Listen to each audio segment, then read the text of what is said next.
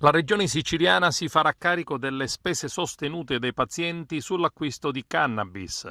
Un decreto, firmato dall'assessore alla sanità Ruggero Razza, stabilisce che il farmaco sarà gratuito per i pazienti affetti da dolore cronico e neuropatico e da spasticità da sclerosi multipla, i cui pazienti naturalmente si dovranno rivolgere alle strutture sanitarie pubbliche.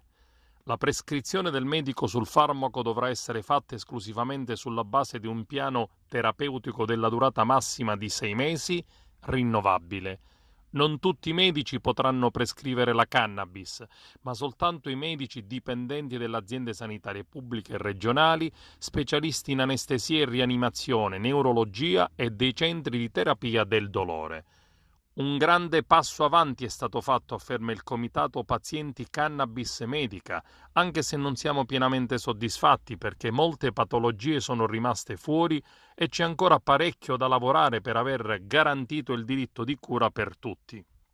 Continueremo a segnalare alle istituzioni le criticità affrontate come abbiamo sempre fatto con serietà, costanza e determinazione. Un plauso a tutti i membri del tavolo tecnico per la competenza e la tenacia e soprattutto all'assessore Razza per la serietà e sensibilità manifestata, una battaglia che si è vinta sul solco dello slogan "Dal cuore del malato al cuore" della politica, dichiara il Comitato Tecnico Scientifico Pazienti Cannabis Medica.